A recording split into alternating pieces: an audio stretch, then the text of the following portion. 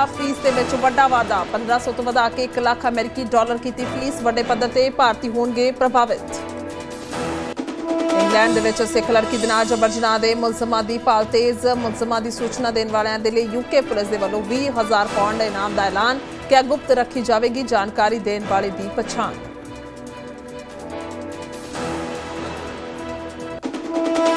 Iran यात्रा ਨੂੰ ਲੈ ਕੇ ਭਾਰਤੀ ਨਾਗਰਿਕਾਂ ਦੇ ਲਈ ਕੇਂਦਰ ਦੀ ਐਡਵਾਈਜ਼ਰੀ ਜਾਰੀ। ਕਿਹਾ ईरान ਭਾਰਤੀਆਂ ਨੂੰ ਨੌਕਰੀ ਦਾ ਝਾਂਸਾ ਦੇ ਰਹੇ ਅਪਰਾਧਿਕ ਗਿਰੋਹ ਸਿਰਫ ਸੈਰ ਸਪਾਟੇ ਲਈ ईरान ਭਾਰਤੀਆਂ ਨੂੰ ਦਿੰਦਾ ਹੈ ਵੀਜ਼ਾ ਮੁਕਤ ਐਂਟਰੀ। ਪੀਐਮ ਮੋਦੀ ਦੀ ਮਾਂ ਤੇ ਟਿੱਪਣੀ ਕਰਨ ਵਾਲਿਆਂ ਤੇ ਭੜਕੇ ਅਮਿਤ ਸ਼ਾਹ। ਕਿਹਾ ਪ੍ਰਧਾਨ ਮੰਤਰੀ ਦੀ ਮਾਂ ਨੂੰ ਗਾਲਾਂ ਦੇਣ ਵਾਲਿਆਂ ਨੂੰ ਜਨਤਾ ਦੇਵੇਗੀ ਜਵਾਬ। ਲੋਕਤੰਤਰ ਨੂੰ ਨੁਕਸਾਨ ਪਹੁੰਚਾ ਰਹੀ ਅਜਿਹੀ ਸ਼ਬਦਾਵਲੀ। जीएसटी ਦੇ ਵਿੱਚ ਸੋਧ ਤੇ ਅਮਿਤ ਸ਼ਾਹ ਦਾ ਬਿਆਨ। ਕਿਹਾ ਪ੍ਰਧਾਨ ਮੰਤਰੀ ਨੇ ਪੂਰਾ ਕੀਤਾ ਸੂਬਾ ਸਰਕਾਰਾਂ ਦੇ ਨਾਲ ਕੀਤਾ ਵਾਅਦਾ। जीएसटी ਰਿਫਾਰਮ ਦੇ ਨਾਲ ਬਾਜ਼ਾਰ ਚ ਆਵੇਗੀ ਤੇਜ਼ੀ, ਲੋਕਾਂ ਦੇ ਜੀਵਨ ਪੱਧਰ ਚ ਹੋਏਗਾ ਸੁਧਾਰ। ਅੰਮ੍ਰਿਤਸਰ ਦਿਹਾਤੀ ਪੁਲਿਸ ਦੇ ਵੱਲੋਂ cross border narco smuggling act ਦਾ ਪਰਦਾਫਾਸ਼। 6 ਕਿਲੋ ਹੈਰੋਇਨ ਸਣੇ ਨਸ਼ਾ ਤਸਕਰ ਗ੍ਰਿਫਤਾਰ। ਮੁਲਜ਼ਮ ਦੇ ਕੋਲੋਂ 4 ਲੱਖ ਰੁਪਏ ਡਰੱਗ ਮਨੀ ਵੀ ਬਰਾਮਦ। ਹਰਿਆਣਾ ਕਾਂਗਰਸ ਦੇ ਵਿੱਚ ਉੱਠੀ ਨਵੀਂ ਲੀਡਰਸ਼ਿਪ ਦੀ ਮੰਗ। ਹੁੱਡਾ ਵਿਰੋਧੀ ਧੜੇ ਦੇ ਆਗੂ ਹੋਏ ਇਕਜੁੱਟ। ਸਾਬਕਾ ਸਪੀਕਰ ਕੁਲਦੀਪ ਸ਼ਰਮਾ ਬੋਲੇ ਲੋਕ ਕਾਂਗਰਸ ਦੇ ਵਿੱਚ ਚਾਹੁੰਦੇ ਨੇ ਬਦਲਾਅ ਤਾਂ ਚੌਧਰੀ ਬਰਿੰਦਰ ਨੇ ਕਿਹਾ ਕਾਂਗਰਸ ਕਿਸੇ ਦੀ ਜਾਇਦਾਦ ਨਹੀਂ, ਮੈਂ ਤੇ ਹੁੱਡਾ ਉਮਰ ਦਰਾਜ਼।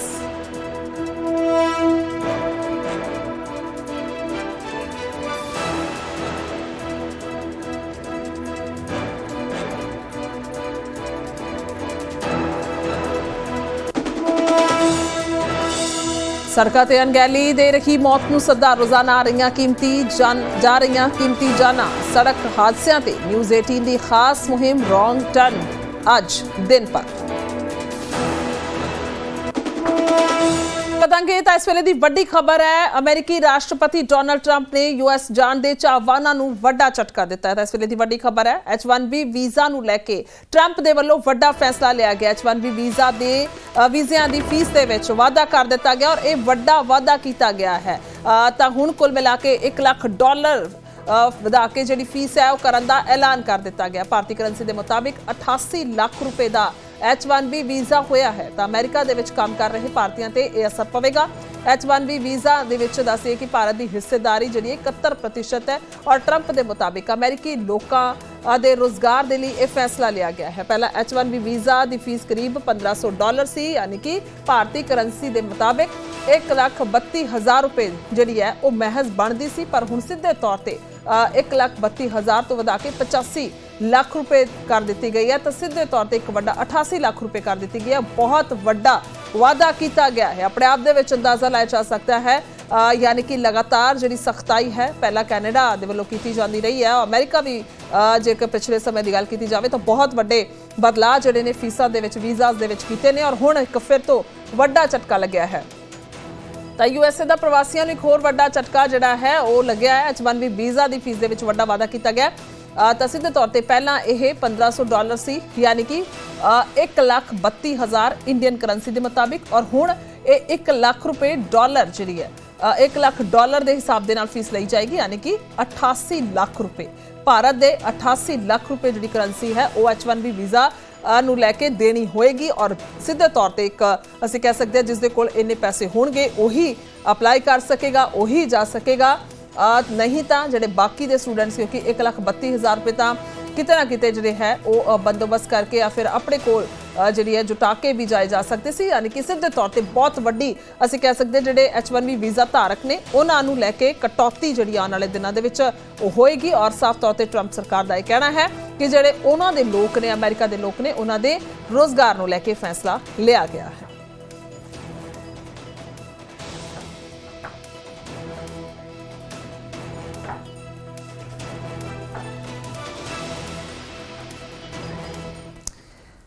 उधर ईरान यात्रा ਨੂੰ ਲੈ ਕੇ ਭਾਰਤੀ ਨਾਗਰਿਕਾਂ ਦੇ ਲਈ ਕੇਂਦਰ ਦੀ ਐਡਵਾਈਜ਼ਰੀ ਜਾਰੀ ਹੋਈ ਹੈ। ਈਰਾਨ ਦੇ ਵਿੱਚ ਭਾਰਤੀਆਂ ਨੂੰ ਨੌਕਰੀ ਦਾ ਝਾਂਸਾ ਦੇ ਰਹੇ ਅਪਰਾਧਿਕ ਗਿਰੋਹ ਨੇ ਤਾਂ ਈਰਾਨ ਦੇ ਵਿੱਚ ਭਾਰਤੀਆਂ ਨੂੰ ਅਗਵਾ ਕਰਕੇ ਪਰਿਵਾਰ ਤੋਂ ਫਰੌਤੀ ਮੰਗੀ ਜਾਂਦੀ ਹੈ ਔਰ ਈਰਾਨ ਸਿਰਫ ਸੈਰ ਸਪਾਟੇ ਦੇ ਲਈ ਭਾਰਤੀਆਂ ਨੂੰ ਵੀਜ਼ਾ ਦਿੰਦਾ ਹੈ, यानी कि मुफ्त एंट्री जी है वो दी जाती है। रोजगार के लिए वीज़ा मुफ्त एंट्री जी है देने वालों तो बचन की सलाह है।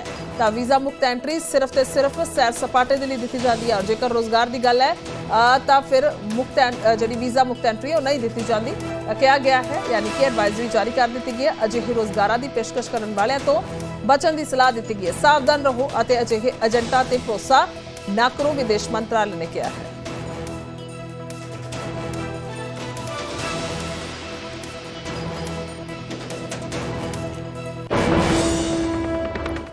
ਅੱਗੇ ਵਧਾਂਗੇ ਉਧਰ ਇੰਗਲੈਂਡ ਦੇ ਵਿੱਚ ਸਿੱਖ ਲੜਕੀ ਦੇ ਨਾਲ ਜਬਰ ਜਨਾਹ ਮਾਮਲੇ ਦੇ ਨਾਲ ਜੁੜੀ ਵੱਡੀ ਖਬਰ ਹੈ। ਮੁਲਜ਼ਮਾਂ ਦੀ ਸੂਚਨਾ ਦੇਣ ਵਾਲਿਆਂ ਦੇ ਲਈ 20,000 ਪਾਉਂਡ ਦਾ ਇਨਾਮ ਦਾ ਐਲਾਨ ਕੀਤਾ ਗਿਆ ਹੈ। ਮੁਲਜ਼ਮਾਂ ਦੀ ਸੂਚਨਾ ਦੇਣ ਤੇ ਮਿਲਣਗੇ ਕਰੀਬ 23 ਲੱਖ ਰੁਪਏ। ਤਾਂ ਸੂਚਨਾ ਦੇਣ ਵਾਲੇ ਦੀ ਪਛਾਣ ਰੱਖੀ ਜਾਵੇਗੀ ਗੁਪਤ ਦੱਸਿਆ ਗਿਆ ਹੈ। ਜਾਣਕਾਰੀ ਦਿੱਤੀ ਗਈ ਹੈ।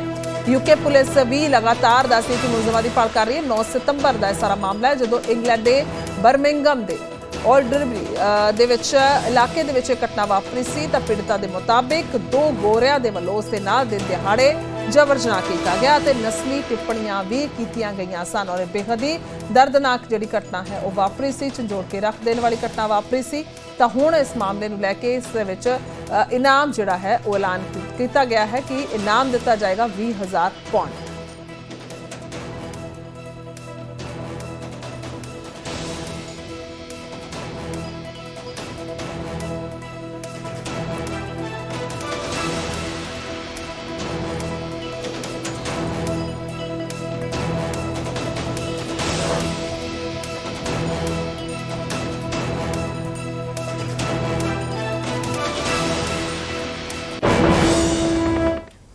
ਅੱਗੇ ਵਧਾਂਗੇ ਤਾਂ ਦਿੱਲੀ ਪੁਲਿਸ ਨੇ ਨਸ਼ਿਆਂ ਦੇ ਖਿਲਾਫ ਵੱਡਾ ਐਕਸ਼ਨ ਲਿਆ ਹੈ। ਡਰੱਗ ਤੇ ਹਥਿਆਰਾਂ ਦੇ ਸਣੇ 63 ਮੁਲਜ਼ਮ ਗ੍ਰਿਫਤਾਰ ਕੀਤੇ ਗਏ ਨੇ। ਬੀਤੀ ਰਾਤ ਦੱਖਣ ਪੂਰਬੀ ਦਿੱਲੀ 'ਚ ਛਾਪੇਮਾਰੀ ਕੀਤੀ ਗਈ ਸੀ। 15 ਪਿਸਤੌਲਾਂ, ਕੋਕੀਨ, ਹੈਰੋਇਨ ਅਤੇ ਡਰੱਗ ਮਨੀ ਬਰਾਮਦ ਕੀਤੀ ਗਈ ਹੈ। 500 ਪੁਲਿਸ ਕਰਮਚਾਰੀਆਂ ਦੀਆਂ 40 ਟੀਮਾਂ ਦੇ ਵੱਲੋਂ ਇਹ ਰੇਡ ਕੀਤੀ ਗਈ। ਆਪਣੇ ਆਪ ਦੇ ਵਿੱਚ ਇੱਕ ਵੱਡੀ ਪ੍ਰਾਪਤੀ ਅਸੀਂ ਦਿੱਲੀ ਪੁਲਿਸ ਦੀ ਕਹਿ ਸਕਦੇ ਹਾਂ ਕਿਉਂਕਿ ਨਸ਼ੇ, ਹਥਿਆਰ ਔਰ ਇਹ ਸਾਰੇ ਕਾਲੇ ਕਾਰਨਾਮੇ ਜਿਹੜੇ ਨੇ ਉਹ ਕੀਤੇ ਜਾਂਦੇ ਨੇ ਤਾਂ ਇਹਨਾਂ ਨੂੰ ਨੱਥ ਪਾਉਣ ਦੇ ਲਈ ਸਖਤਾਈ ਔਰ ਸਮੇਂ ਤੇ ਕਾਰਵਾਈ ਬਹੁਤ ਜ਼ਰੂਰੀ ਹੁੰਦੀ ਹੈ।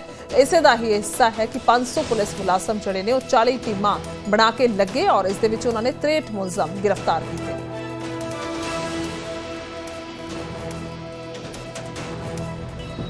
हमने तमाम दिल्ली पुलिस ने ऑर्गेनाइज क्राइम और गैंगस्टर के विरुद्ध एक मुहिम छेड़ रखी है। पूर्वी जिला पुलिस, साउथ ईस्ट पुलिस ने ऑपरेशन आखात लॉन्च किया है, जिसके अंतर्गत हमने तमाम जो हमारे 15 थाने हैं, ऑपरेशंस की टीम है, सभी को एकत्रित करके एक साथ 24 घंटे हमने ऑर्गेनाइज क्राइम के अलग अलग जो उनके क्राइम्स हैं और क्रिमिनल्स हैं उन पर नकेल करते हुए कल पिछले 24 घंटों में हमने लगभग 63 अपराधियों को पकड़ा है। इन 63 अपराधियों में ज़्यादातर आर्म्स एक्ट के मुकदमे हैं और गैमलिंग एक्ट के मुकदमे हैं, NDPS एक्ट के मुकदमे हैं, एक्साइज एक्ट के मुकदमे हैं। इसमें हमने NDPS एक्ट में टोटल 8 मुकदमे दर्ज करके 9 लोगों को अरेस्ट किया है, जिसमें हमारी रिकवरी है गांजा 5.985 ग्राम लगभग 6 किलोग्राम, 51 ग्राम हीरोइन, 54 ग्राम MDMA और एक मोटरसाइकिल। एक्साइज एक्ट के हमने पिछले 24 घंटों में 11 पर्चे किए हैं, जिसमें टोटल 13 लोग अरेस्ट हुए हैं, जिसमें 6,338 क्वार्टर 6,338 लगभग 6,500 क्वार्टर हमने रिकवर किए हैं। आर्म्स एक्ट के हमने टोटल 28 केसेस दर्ज किए हैं। इन 28 केसेस में हमने 28 ही लोगों को पकड़ा है, जिसमें से एक sophisticated semi automatic pistol plus 10 round, इसके अलावा 14 CMP और 14 लाइव कार्ट्रिज हमने रिकवर किए हैं। तो टोटल रिकवरी हो जाती है 15 कंटीमेट पिस्टल। ਅੱਗੇ ਵਧਾਂਗੇ ਵੱਡੀ ਖਬਰ ਆ ਰਹੀ ਹੈ ਦਿੱਲੀ ਤੋਂ। ਦਿੱਲੀ ਦੇ ਸਕੂਲਾਂ ਨੂੰ ਮੁੜ ਤੋਂ ਬੰਬ ਦੇ ਨਾਲ ਉਡਾਉਣ ਦੀ ਧਮਕੀ ਦਿੱਤੀ ਗਈ ਹੈ। ਈਮੇਲ ਦੇ ਰਾਹੀਂ ਇਹ ਸਕੂਲਾਂ ਨੂੰ ਬੰਬ ਦੇ ਨਾਲ ਉਡਾਉਣ ਦੀ ਧਮਕੀ ਮਿਲੀ ਹੈ। ਦੱਸਦੇ ਕਿ ਧਮਕੀ ਮਿਲਣ ਤੋਂ ਬਾਅਦ ਐਕਸ਼ਨ ਦੇ ਵਿੱਚ ਪ੍ਰਸ਼ਾਸਨ ਸਾਰੇ ਬੱਚਿਆਂ ਤੇ ਅਧਿਆਪਕਾਂ ਨੂੰ ਸੁਰੱਖਿਅਤ ਬਾਹਰ ਕੱਢ ਲਿਆ ਗਿਆ ਹੈ ਔਰ ਸਕੂਲਾਂ ਦੇ ਵਿੱਚ ਦੱਸਦੇ ਕਿ ਸਰਚ ਆਪਰੇਸ਼ਨ ਚੱਲ ਰਿਹਾ। ਹਾਲਾਂਕਿ ਅਜਿਹਾ ਪਹਿਲੀ ਦਫਾ ਨਹੀਂ ਹੋਇਆ ਜਦੋਂ ਦਿੱਲੀ ਦੇ ਸਕੂਲਾਂ ਨੂੰ ਇਸ ਤਰੀਕੇ ਦੀ ਕੋਈ ਧਮਕੀ ਥ੍ਰੈਟ ਜਿਹੜੀ ਹੈ ਉਹ ਮਿਲੀ ਹੋਵੇ। ਤਾਂ ਦਿੱਲੀ ਦੇ ਸਕੂਲਾਂ ਨੂੰ ਬੰਬ ਦੇ ਨਾਲ ਉਡਾਉਣ ਦੀ ਧਮਕੀ ਮਿਲੀ। ਇਸ ਤੋਂ ਪਹਿਲਾਂ ਵੀ ਅਜਿਹਾ ਹੋਇਆ ਹੈ ਔਰ ਫੇਕ ਜਿਹੜਾ ਹੈ ਉਹ ਈਮੇਲ ਨਿਕਲਦੀ ਹੈ ਔਰ ਕੁੱਲ ਮਿਲਾ ਕੇ ਇਸ ਤੋਂ ਇਲਾਵਾ ਹਸਪਤਾਲ ਜਿਹੜੇ ਨੇ ਉਹਨਾਂ ਨੂੰ ਵੀ ਪਿਛਲੇ ਸਮਿਆਂ ਦੇ ਵਿੱਚ ਖਬਰ ਆਉਂਦੀ ਹੈ ਜਦੋਂ ਬੰਬ ਦੇ ਨਾਲ ਉਡਾਉਣ ਦੀ ਧਮਕੀ ਦਿੱਤੀ ਗਈ ਔਰ ਉਦੋਂ ਵੀ ਜਿਹੜੇ ਉੱਥੋਂ ਦੇ ਸਟਾਫ ਹੈ ਜ਼ਿਆਦਾਤਰ ਲੋਕਾਂ ਨੂੰ ਬਾਹਰ ਕੱਢ ਲਿਆ ਗਿਆ ਸੀ ਔਰ ਉੱਥੇ ਸਰਚ ਆਪਰੇਸ਼ਨ ਚਲਾਏ ਗਏ ਸਨ ਔਰ ਹੁਣ ਫਿਰ ਤੋਂ ਸਕੂਲਾਂ ਨੂੰ ਧਮਕੀ ਜਿਹੜੀ ਹੈ ਉਹ ਦਿੱਤੀ ਗਈ ਹੈ। ਤਸਵੀਰਾਂ ਤੁਹਾਨੂੰ ਦਿਖਾ ਰਹੇ ਹਾਂ, ਬੱਚੇ ਜਿਹੜੇ ਨੇ ਸਕੂਲਾਂ ਤੋਂ ਬਾਹਰ ਕੱਢੇ ਗਏ ਨੇ, ਟੀਮਾਂ ਉੱਥੇ ਪਹੁੰਚ ਗਈਆਂ ਨੇ। ਸੁਭਾਵਿਕ ਤੌਰ ਤੇ ਜਿਹੜੀਆਂ ਸਾਰੀਆਂ ਟੀਮਾਂ ਲੋੜਵੰਦ ਹੁੰਦੀਆਂ ਨੇ ਜਦੋਂ ਇਸ ਤਰੀਕੇ ਦੇ ਨਾਲ ਕੋਈ ਧਮਕੀ ਆਉਂਦੀ ਹੈ ਤਾਂ ਉਹ ਪਹੁੰਚ ਚੁੱਕੀਆਂ ਨੇ ਔਰ ਚੈਕਿੰਗ ਜਿਹੜੀ ਹੈ ਸਕੂਲਾਂ ਦੀ ਲਗਾਤਾਰ ਕੀਤੀ ਜਾ ਰਹੀ ਹੈ। ਤਾਂ ਆਪਣੇ ਆਪ ਦੇ ਵਿੱਚ ਇੱਕ ਬਹੁਤ ਹੀ ਸੈਂਸਿਟਿਵ ਮੈਟਰ ਹੋ ਜਾਂਦਾ ਹੈ ਜਦੋਂ ਇਸ ਤਰੀਕੇ ਦੀ ਧਮਕੀ मिलती है। दीपक बिष्ट मेरे सहयोगी फोन लाइन पे मौजूद ने। दीपक, क्या कुछ अभी की जानकारी? देखिए, अभी पुलिस लगातार छानबीन कर रही थी स्कूलों में, स्कूल को खाली करवाकर जो स्टाफ है उनके साथ, लेकिन अभी तक कुछ ऐसा नहीं जानकारी हो पाई है कि कुछ ऐसा संदिग्ध मिला है, क्योंकि जिस तरह से पुलिस को सुबह तकरीबन 6-6:30 बजे से लगातार इस तरह की कॉल्स मिल रहे थे स्कूलों से। साउथ वेस्ट डिस्ट्रिक्ट से 7 स्कूलों की कॉल्स मिली थी, उसके अलावा आउटर से 1 और उसके अलावा दूसरे स्कूलों से मिल रही थी, लेकिन पुलिस का ये कहना है कि अभी तक कुछ ऐसा उन्हें संदिग्ध बरामद नहीं हुआ है। अब ये चेक किया जाएगा कि ये ईमेल किसके जरिए आई थी, क्योंकि बच्चों में पैनिक माहौल बना दिया गया था।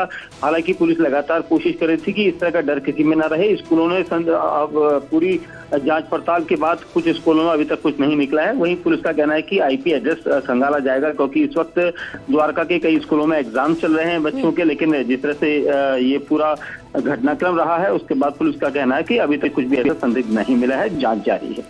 ठीक है, बहुत बहुत शुक्रिया फिलहाल तमाम जानकारी के लिए। ता दीपक मेरे सहयोगी ने जानकारी दी कि अजे तक कोई शक्की चीज़ जी है पुलिस को बरामद नहीं हुई, पर लगातार जरा सर्च ऑपरेशन है वो जारी।